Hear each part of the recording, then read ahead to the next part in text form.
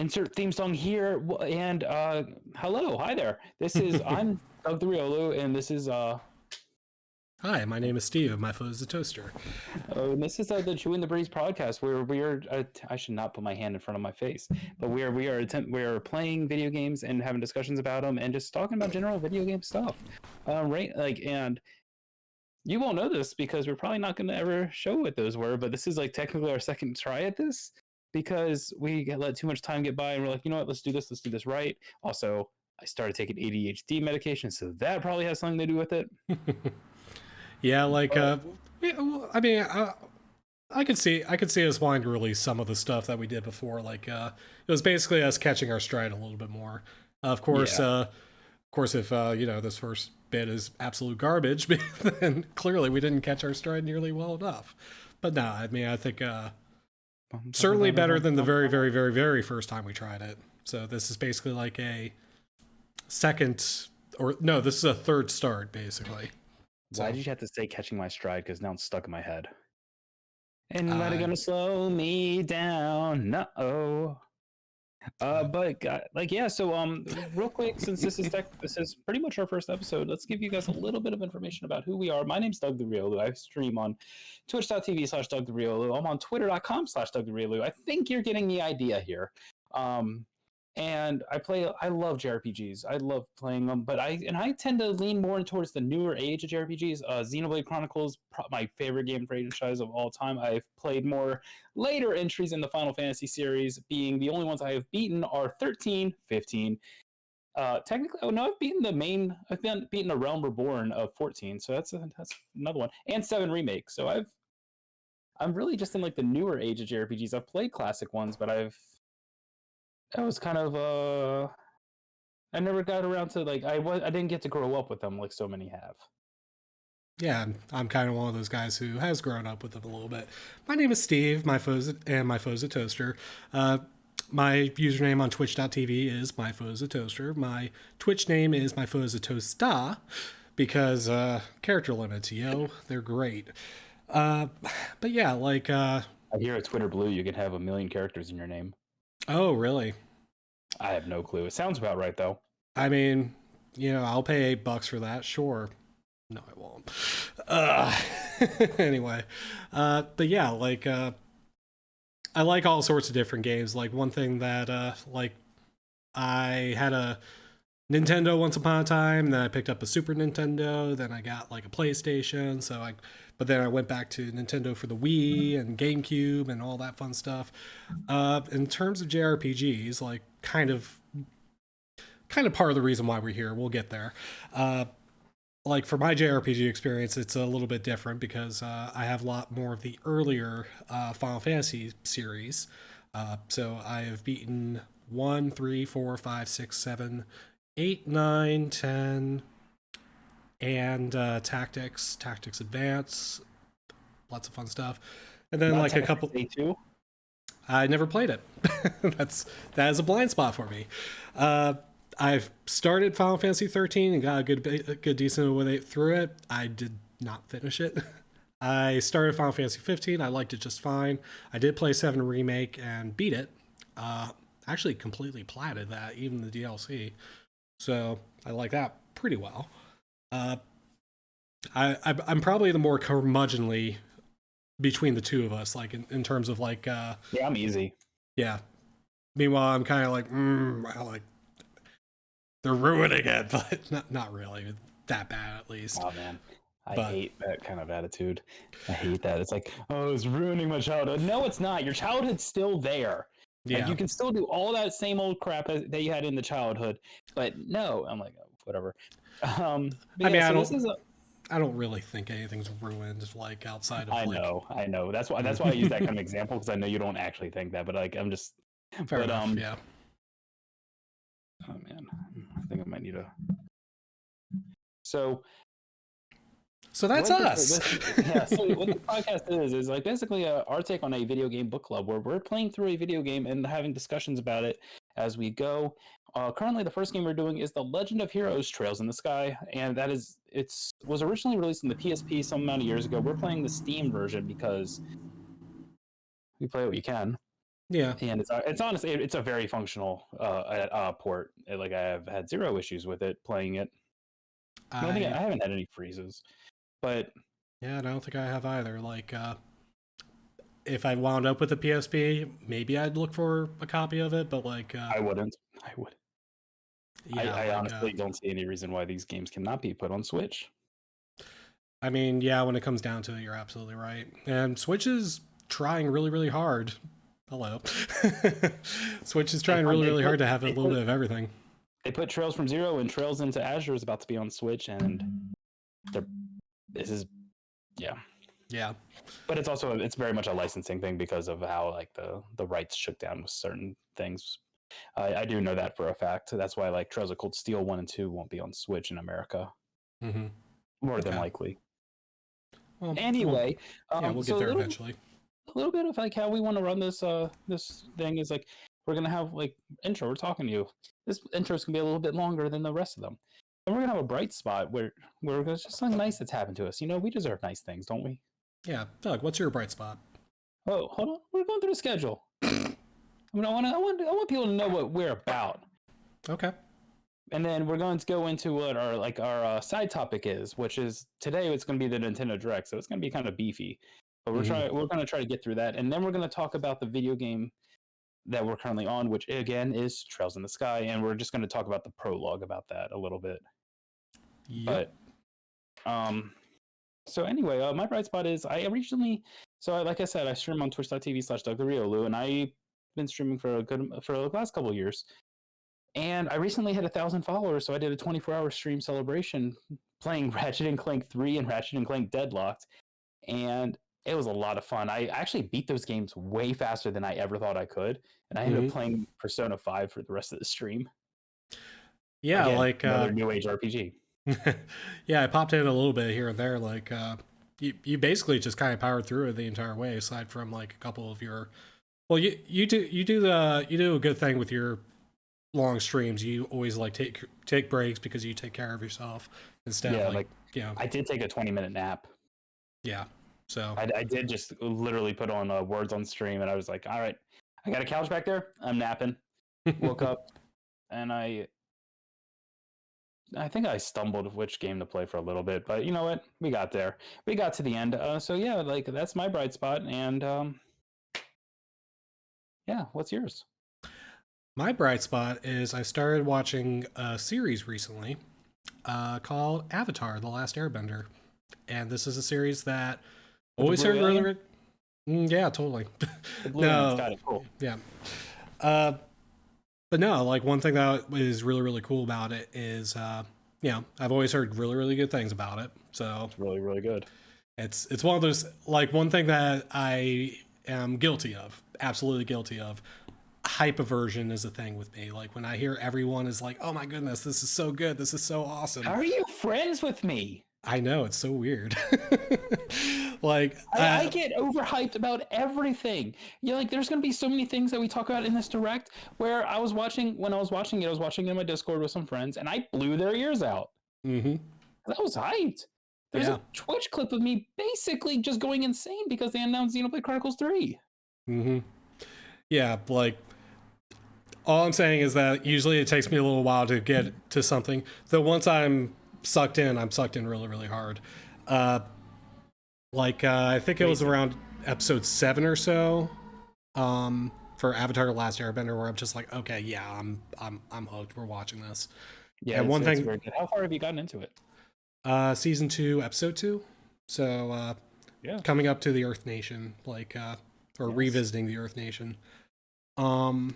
One thing that I'm really really liking about it too, in conjunction with something else that you've been doing, is the My Hero Academia watch parties, because I'm introducing that to some friends of mine, and like I've really been enjoying the rewatch of it.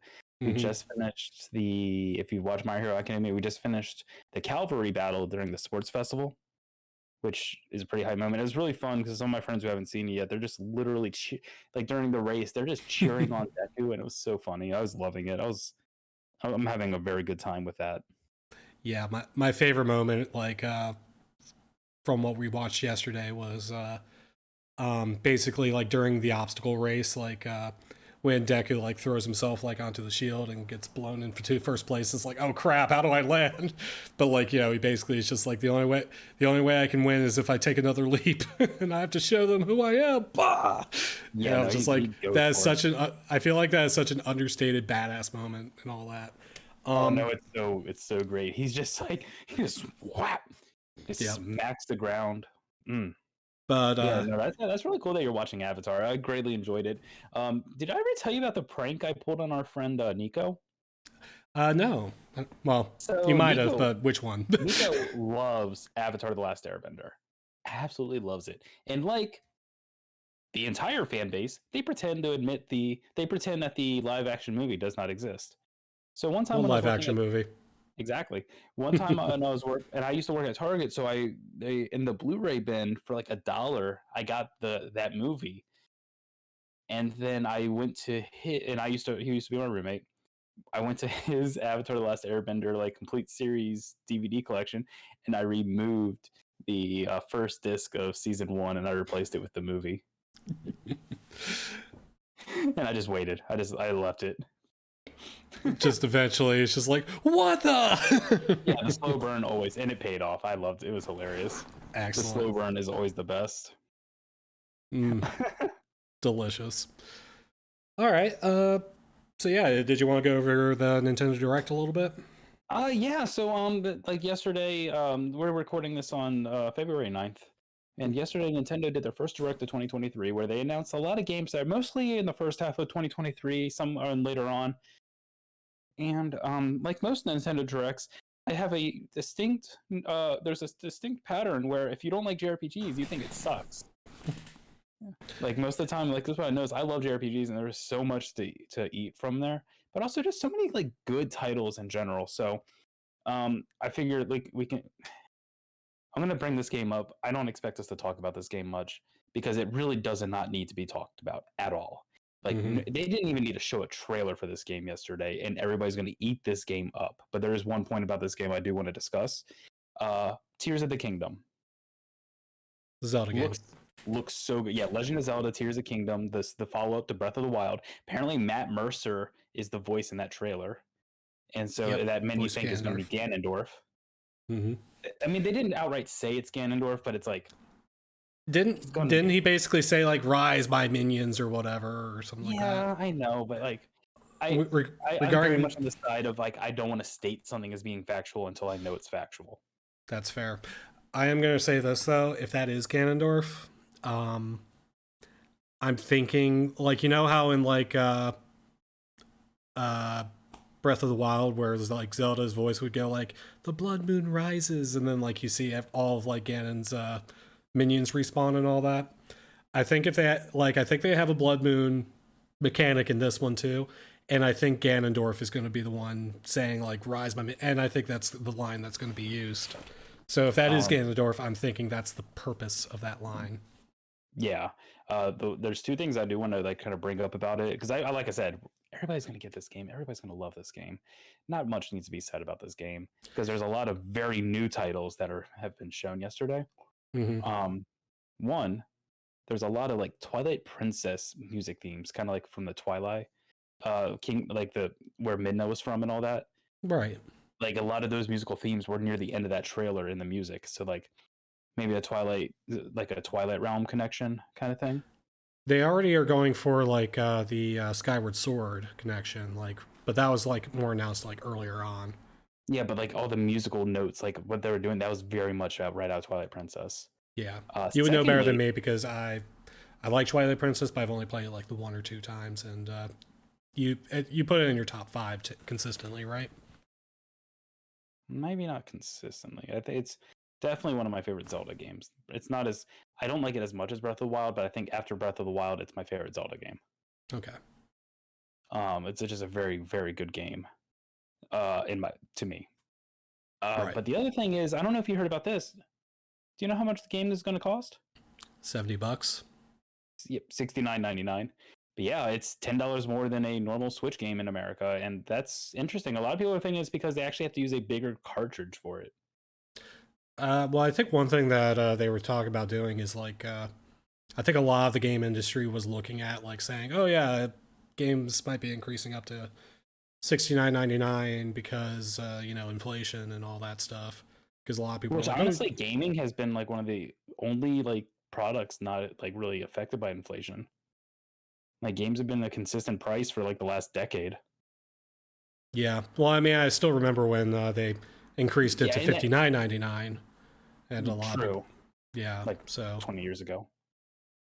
I don't think it was 20 years ago. I think it was Yeah, like 15, I 10, don't know. 15.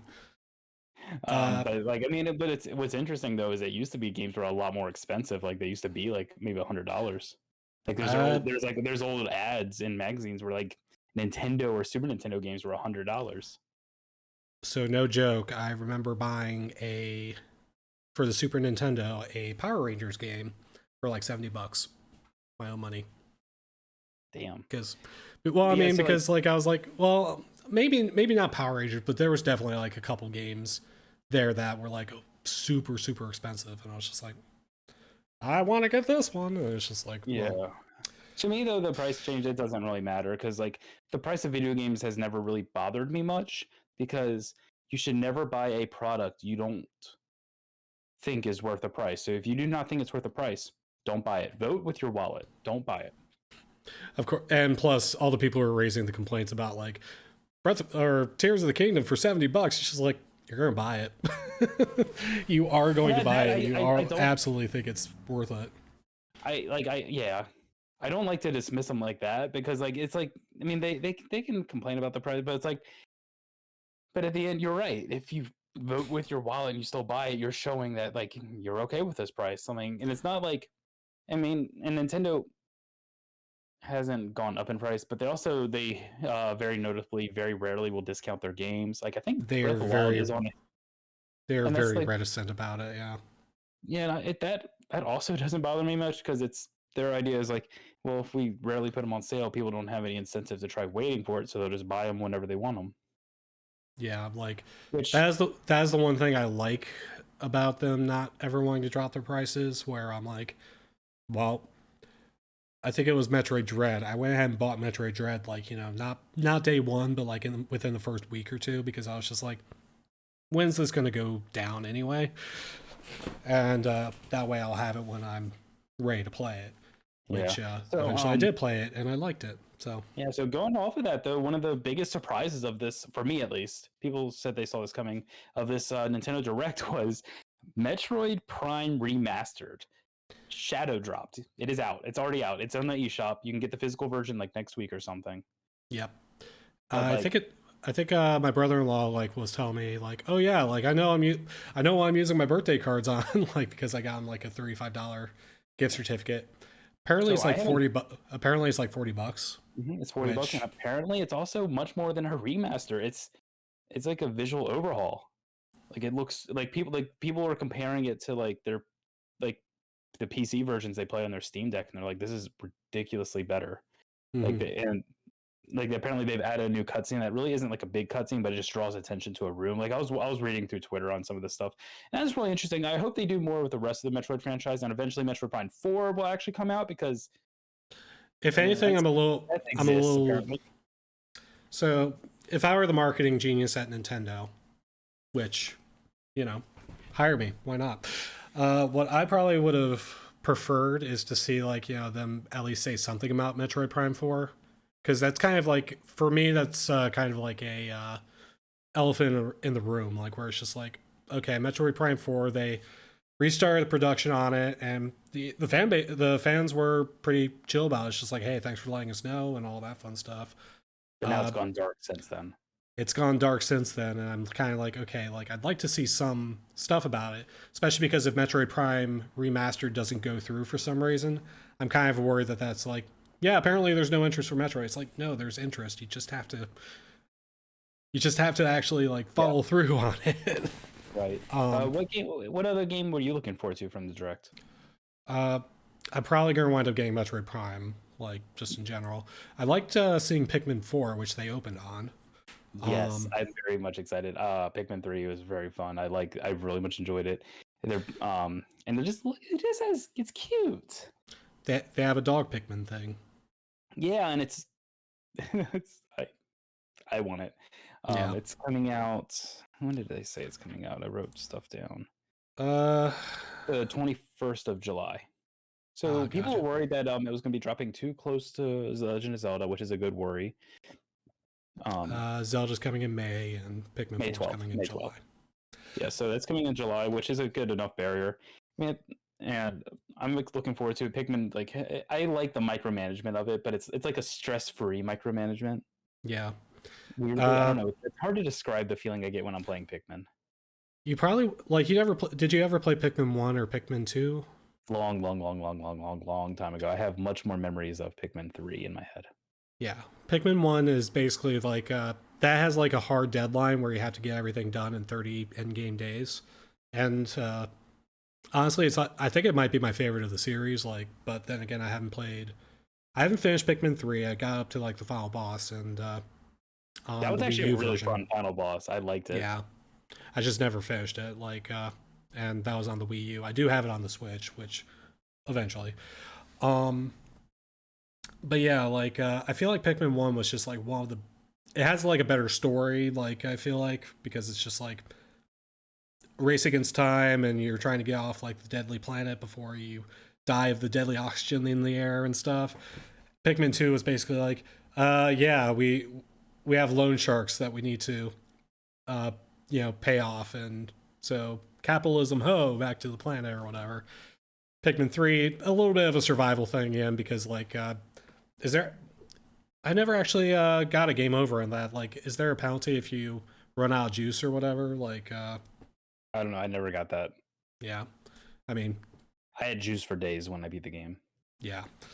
So, yeah, I mean like It's an arbitrary time limit almost. yeah. What I'd really like to see is like a Pikmin 1 and 2 re-release for Switch, Again. but whenever. I'm gonna run through a couple of games real quick that Yeah. I think are very exciting, but I don't know if they're worth like a full-on discussion. Well, this one kind of, but at the same time, it's been talked about. Advance Wars 1 and 2. I'm surprised it's being released in April. Apparently, I'm surprised it just didn't get released yesterday. It's been ready for a year. It got delayed due to the war in Ukraine. At least that's the most likely reason. Like, did it's they actually 100% say that was the reason? Okay. Yes. Yeah, they said like due to current events. Okay, I forgot about that part. Yeah. So that game, like that, but strategy game. Etrian Odyssey Collection. 3 dungeon crawlers that are being brought to Switch. You can buy them separately or buy them as a bundle, which is kind of cool. Let's see. There's expansion pass stuff for Splatoon 3, as well as Fire Emblem Engage, which is bringing one of my favorite characters, Soren, into the game, and from Fire Emblem Path of Radiance. Okay. And then Fantasy Life I, the girl who steals rain, kind of looks like JRPG Animal Crossing. Like, I played a little bit of the Fantasy Life on the DS and I liked it, but I'm curious if what this one will do differently and whether it'll be worth it or not. But those are like just kind of like a fast through, like, hey, these are a bunch of games that were like they're coming out and they're still interesting, but they're not like, let's take 5 minutes and talk about them. Yeah. They announced Wave 4 of Mario Kart. Yes, they announced it, but they only showed like one track, but Birdo's coming. And the track is Yoshi's Island, which I like. It's a brand new track. Like, I like Yoshi's Island a lot in general, so yeah, I do appreciate that they have been mixing in brand new tracks with this stuff. Professor Layton's back, New World of Steam. Mm-hmm. I'm very excited about that. That's pretty cool. Professor Layton's just he's so stylish. Game Boy and Game Boy Advance on the Switch. It was only a matter of time. It was a matter of time. Mixed feelings on their delivery of it, because I feel like the Nintendo Switch Online stuff is like, I feel like they could do so much more with it, and I feel like they're languishing with it a little bit, because I can't remember. Yeah. Like, I can't remember the last time they had like a Super NES things, because I felt like when they started, they were like, oh yeah, we're keep They putting more and more they do games out add on like it. one or two every now and then. They don't. It's not like a Yeah. big upgrade all the time, but they just add them in every now and then. It's not a big deal or anything. Yeah. I am excited because not in the first wave, but in the second wave, incoming on the Game Boy Advance will be Golden Sun, which is was an amazing little JRPG series. I greatly enjoyed playing that. Oh And man, also Fire Emblem. I just realized too. As soon as they announce Mother 3, I am probably going to go all in on the yeah, right. Game Boy Advance stuff because you need the expansion pass for that one, right? Game Boy Advance needs an expansion pass, yes, and that'll also get you access to the Sega Genesis and Nintendo 64 titles that are on there. I already have a Sega Genesis collection thing, so that means Um, very little to me. Also, I can see. play GoldenEye on my Xbox, so you know. So one thing I wasn't expecting. So they I'm gonna not talk about the story stuff they announced, but they announced the next expansion for Xenoblade Chronicles 3, which is my favorite game. Yep. They're adding a roguelike mode to it. Like, I did not ever have that on my bingo card for Nintendo Directs, getting a roguelike mode for Xenoblade Chronicles 3. And I'm pretty excited to play it because, like, honestly, I was gonna wait until the big story expansion, which they talked about, which I don't want to talk about because there's only so many hours in the day. Yeah. They showed 10 seconds of footage, and I can talk about that for hours. Yeah, I mean, like, we'll get there when we get there. Yeah, presumably, I'll be getting through Xenoblade Chronicles at one point or another. You got a lot of game to go through. I got a lot of game to go through. two and a half games left of that. I'm gonna group these two games in together because, like, they're not exactly alike, but they have the same kind of idea. Deca Police and Rain Code. Okay. They're both like crime-solving games. Deca Police looks more more combat-oriented. Rain Code looks like more of a spiritual successor to Danganronpa. Mm-hmm. With like crime solving and stuff, and they both have a lot of style and they're new IPs, and I'm very interested in playing those. What do you think about those? The I don't really remember a lot about the rain one. Like I basically It's not saw the first time they show. If not, it's not the first time they've shown Rain Code, but it is the debut of Deca Police. Yeah, Deca Police looked really, really interesting. Like that was It's from the studio that I believe it's from the studio that made Yokai Watch. Yeah. Level 5. One they both look pretty good though. Yeah. Like I'd probably want to like take another look at it before like really saying like, oh yeah. So so this will bring me to the last game I want to talk about today for it. Technically 2 games, unless you have another game you want to add in. But well, I was kind of intrigued by the Mickey Mouse Illusion Island because like, oh yeah, that actually looked interesting. It gave me big Rayman Origins and Legends vibes. Yeah, like and it looked funny. Like it looked cute. Like I like cute games like that. And I think it's kind of interesting that they seem to be moving more and more away from like the classic Mickey Mouse look. This is also that's the design they have on like the current cartoons they are showing. Yeah. That makes sense. Using a much different design, which I think it looked fun. It looked like it's a good game with good fun. Like games don't have to be miserable, guys. Yeah, they can be pretty fun. I think the only other one I was going to point out that you're probably super excited for, and I'm excited for, and that I'll finally get to play it.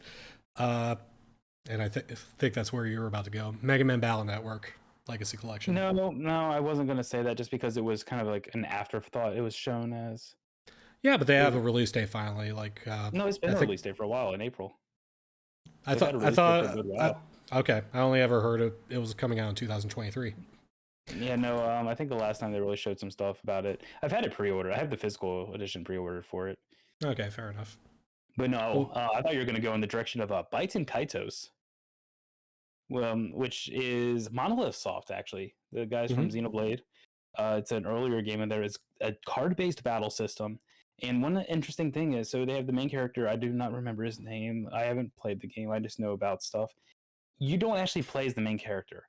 you're the guardian spirit that's basically like you're the third, like like the third person, you're like the third person view, the guardian spirit watching this unfold and helping them make the decisions. Hmm. Like that's an interesting narrative choice to me, which I do want to play it. They're releasing both Bites and Kaitos 1 and 2, which the second one is a prequel. Okay. On the Switch, and apparently they're not going to have the English voices, which were, from what I understand, remarkably bad. Then probably for the best then. Yeah, so, and apparently the audio quality wasn't great, but Okay. but Tales that's of Symphonia. I mean, I think Tales of Symphonia Remastered has already been released on like Steam and stuff, but they can't get. It's released in another version on Steam. It's getting a remaster, which people have said it looks like a lazy remaster, but it is coming out. Comes out in actually about a week. Yeah, Tales of Symphonia was like the first JRPG where I played, and I was just like, I don't know if I have the time, like, or I just basically with all the replay value with it, I was just kind of like, that was about the point where I'm like, I don't want to see like all the different ways you can play this game. I'd rather just get like one experience, and if I like that experience enough, I'll just replay it. Like, but Right. They yeah, it looks great. Mhm. So there's two games we noticeably have not talked about that were shown, and that is Octopath Traveler 2, which releases at the end of this month, and Sea of Stars, which is a Kickstarter game from the team that made The Messenger. And it's like a love letter to the classic JRPGs like Chrono Trigger. And the reason we're not talking about them is they both released demos yesterday. So we're gonna like give them a try out, and then by our next episode, that's what our next topic's gonna be. So like I'm excited to give those a try and see what's up with them. I'm very excited to try Sea of Stars. I backed that game on Kickstarter, and I really want to play it. Yes. I had to mute my Stadia microphone. Alarm? Yeah, I had to mute my Yeah. mic I for a was like, second. Yeah, Sea of Stars, like, as soon as the music started playing in it, and then they mentioned, Yasunori Mitsuda. yeah, as soon, like, oh yeah, he's a guest composer for this, by the way. I'm just like, I think that was a stretch goal. I think, yeah, and it's one of those things where I'm just like, bonus, because, like,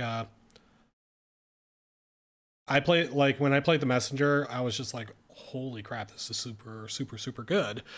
And they just did like so many good things with it. And if it's the same team, as The Messenger, there aren't too many companies where I'd basically be like, I will probably buy their product like sight unseen. But the team behind The Messenger, like, until they miss for me, like, I'm probably just like, nope, I'm there. And Sea of Stars was definitely one of those where I'm like, yeah, I definitely want to give that a go. Which you said you wanted to discuss that like next week?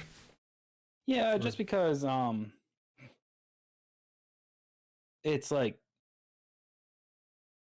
want to get like a full opinion on the demo, not just like talk about it half here, half there.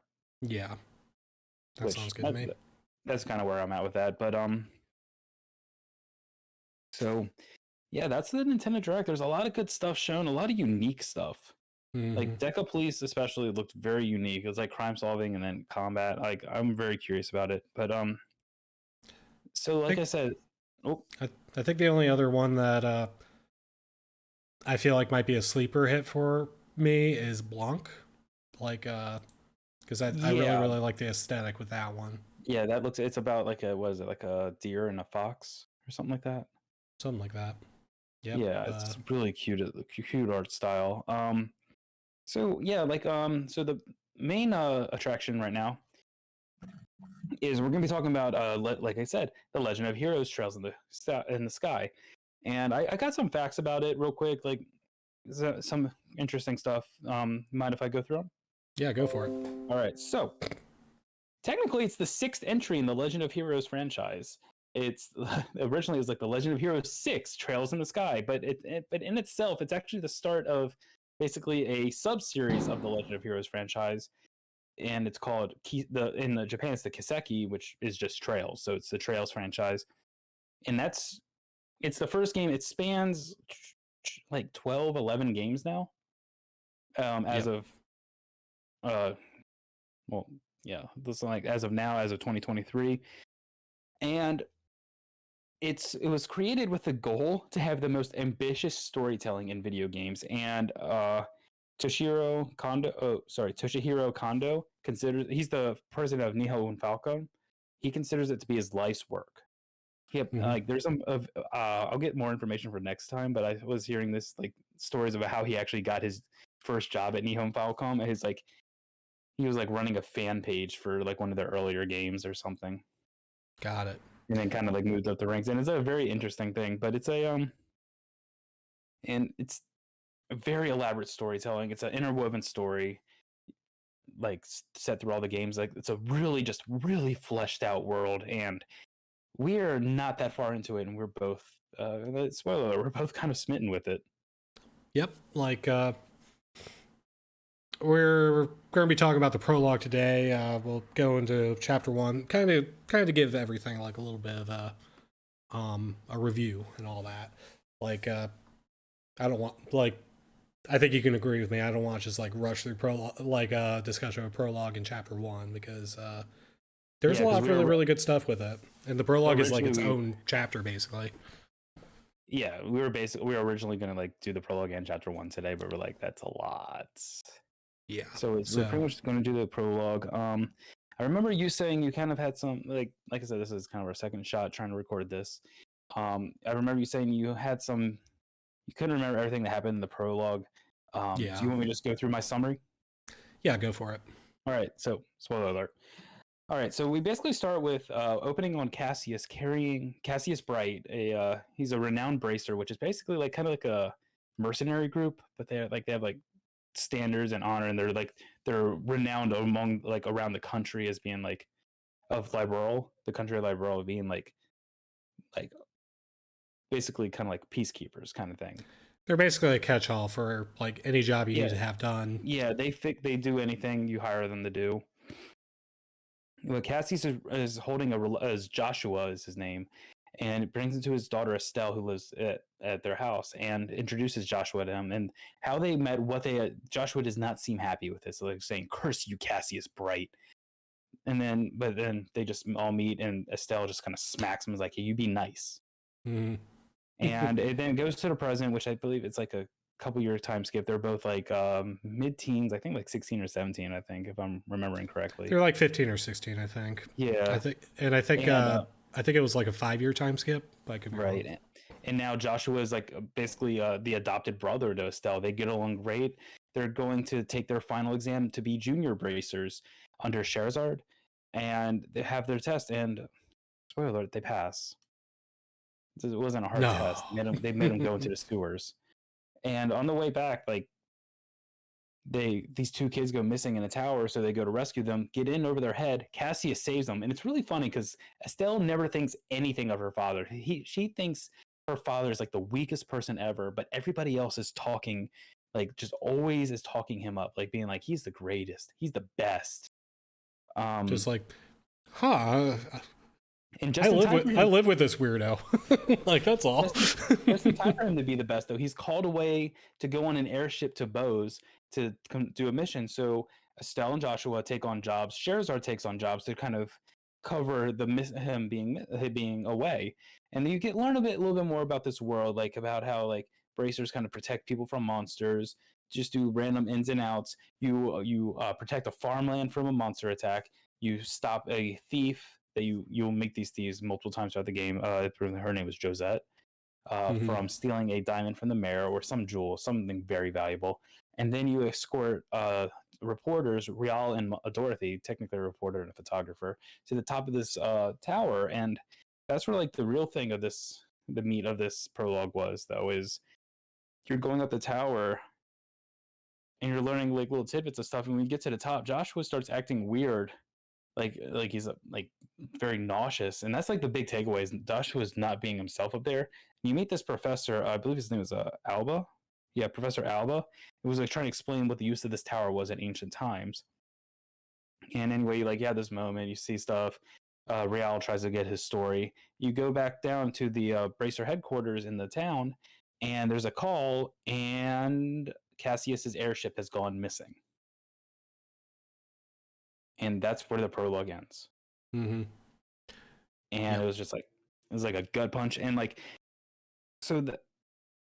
I mean, there's a couple more things that happen, a few more side missions you can do, but there's just so much world building going on so early. Like, I'm just loving it. Yeah, like definitely one thing. Like might not be totally relevant, but then again, like we can talk about it. Like it's still like so like it's a battle system like where basically everyone is on the grid and like you get into like encounters with monsters and what have you. You move your characters around, like they'll have techniques that have different ranges and stuff like that. Estelle uses a bow staff, basically the same thing that her father uses actually. Um, and then Joshua, meanwhile, like he wields two cutlasses or Yeah, blades, whatever. two blades. There's a magic system that's kind of like the Final Fantasy VII materia system. It's very similar to the materia system, but I'm liking it. It's because it's also being used as like the source of like technology in this, called Yeah. the orbals, the Mhm. orbments. And it's really interesting because you have like a little grid you place the orbs on, and they get spells and stuff like that. Um, whereas most RPGs have like a health and a technique point thing, they have this one more thing called I forget, it's like CP, right? Can't remember what it's called. Craft points, Craft points, yeah. where you build them up and you have like a third thing you can do. And if you have like over 100 craft points, you can trigger their ultimate. And the best part about it, you can basically just do it whenever. You can Yep. like even if it's not even your turn in battle, you can trigger the ultimate, which is very useful. It's very adds another layer on top of strategy for the battles, and I really appreciated that, and I thought it was fun. Plus, the animations were pretty cool There are some for each moments where it's attack. just like, this battle isn't going my way, but if I activate this right now, then I can basically uh, get out a fail free card. Basically, it's like, okay, yeah, like Yeah, exactly. I can pound this enemy, like get rid of it, and then like I can kind of recover and all that. Um, I find the best way to play personally is basically like hoard up enough points because you can have up to 200 craft points. And the one problem with using the ultimate is using the ultimate uses up all of your craft points no matter how much you have. But if you maintain like above 100, um, you can start using your special moves like pretty much every single turn until like okay, yeah, I need to slow down a little bit just to retain some. And that way you can always activate the ultimate if you need it from there. Right. Yeah. But Um, generally speaking, the abilities are well. Estelle has like a cyclone ability, which is good for hitting multiple enemies, but I feel like she doesn't hit them hard enough for the she most really part. does not. I So think that hopefully like that her like stats back that ability up a little bit more because I do like that ability. So she does have a morale ability though, which raises attack power for other party members. yeah, that one was pretty good too. Yeah. Um, so we talked a little bit about these characters. I'm going to go through a couple of them one by one, and let's just see what we think about them. Estelle. Estelle is the protagonist of the game. Estelle Bright, a very eager girl, like wants to be a bracer. She's not great at schoolwork. That's been very established. She was Mm-hmm. very happy when the final exam for the bracers was not a written one. Yeah. Instead was a field exam because she was panicking. Mm-hmm. She's spunky. She Yeah, she's definitely the more I believe she's impulsive. voiced by Michelle Ruff, who I'm trying to remember. I think she also Michelle Ruff was also like Orihime in Bleach. Yeah, there was a lot of like uh bleed over between like Bleach and this property, I think. Yeah, I believe that's. I think we talked about that offline, like at one point or another. Like, oh hey, like it's a Bleach reunion. Yeah, but like I'm really enjoying Estelle's character. There's some. We'll get into it more next week, but there's some very. Oh, she's Rukia. That's who she is. She's not. It's not Orihime. She's Rukia. Michelle, and it is. Sorry, I'm just making sure I'm right about who I said voices her. Oh, is I not right? Ooh. No, Michelle Ruff is Sherazard, but like later on.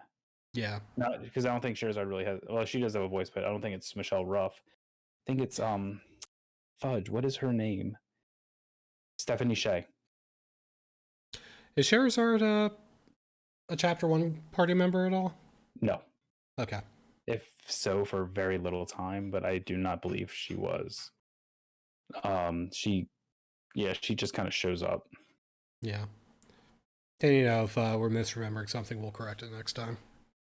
But essentially, like, it's basically a slow burn where, like, you know, you start off meeting this little family, or like, you know, what becomes a family, because it's Cassius, Estelle, and then Joshua comes in and is basically adopted, and Cassius goes missing. So now the two junior bracers get to go around to other places to become proper bracers and stuff. Yeah. But yeah, And like Estelle, like I like her a lot,